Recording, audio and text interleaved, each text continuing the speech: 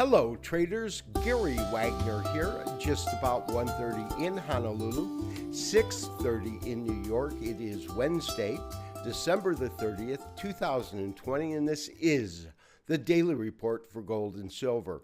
With only a shortened trading day left in this year, we can't wish 2020 away quick enough. However, on today's show, we will discuss kind of a review of gold and how it traded throughout this last year. We will also talk about our current trades because we are long gold and silver futures along with GLD and SLV. But first, to closing prices today.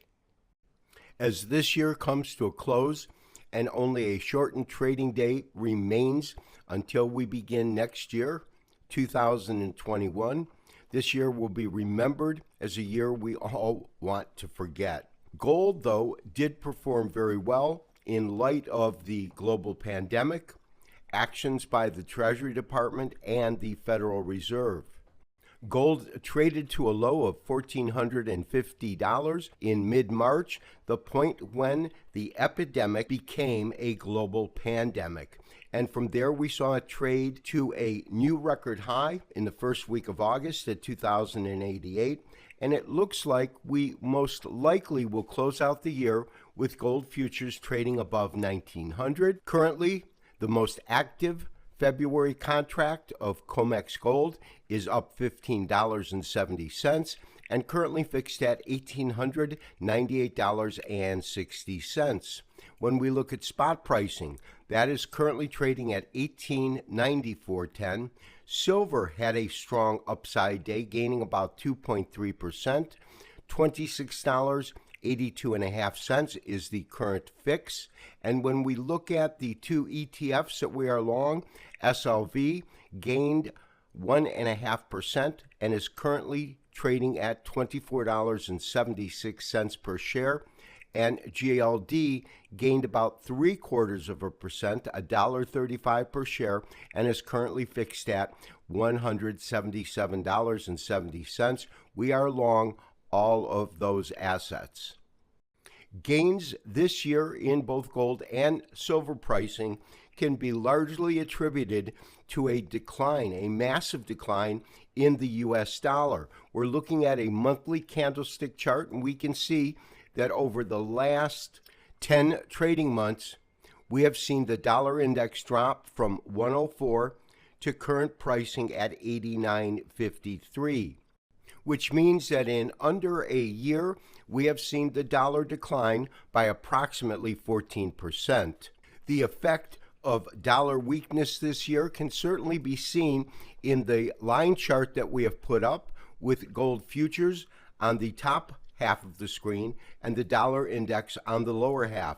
We've had a methodical and sharp drop in dollar value beginning in April of this year, and we have seen gold for the most part climb since that point also. We did have a small correction that came in from the record high at 2,088 up until the end of last month, but this represents December's trading activity in which we have seen gold prices gain roughly $100 this month alone. So while we have discussed our upside targets and the fact that our current studies indicate that gold will trade to a new all-time record high next year, how can we expect this to unravel or unfold? Well, the first thing that we have to say is that we clearly have resistance at the 100-day moving average, which is currently right above $1,900 per ounce. Then above that, we have the series of tops that come in roughly at 1940 here, and this top, which occurs at approximately 1960. Those are the next short-term areas we would need to see gold break through as it goes and challenges the all-time record high achieved the first week of August at $2,088.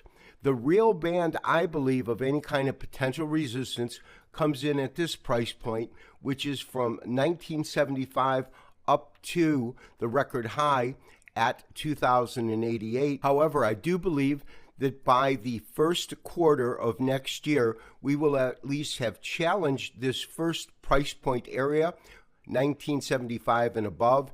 And by the second quarter, I believe we will probably have taken out the current record high at 2,088. We are currently long February gold at $1,980, and with the market just a few dollars shy of $1,900 per ounce, my recommendation is to obviously maintain your current long position in gold futures as well as Forex and GLD. Let's take a look at current silver pricing. Traders, there is no question silver has been stronger than gold in terms of its performance this year and where it is currently priced relative to its 50 and 100-day moving averages. As we can see on this daily chart, the first time that it actually challenged the 50-day moving average was on November the 30th. And if we look at this candle right here that comes in approximately on the 16th day of December, we can see that without a question, it has moved past the 50 and then now past the 100-day.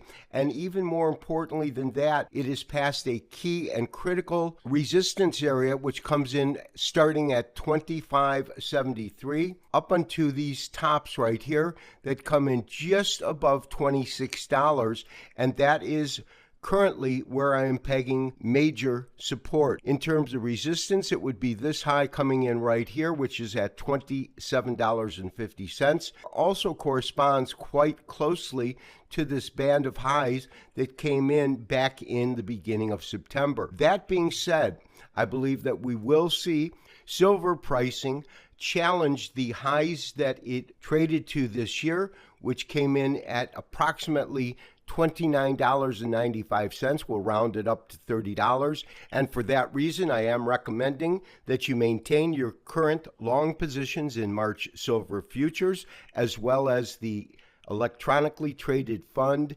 SLV. This has been Gary Wagner, wishing you, as always, good trading. We will talk to you tomorrow for a short end of the year report. Have a great day. Bye-bye.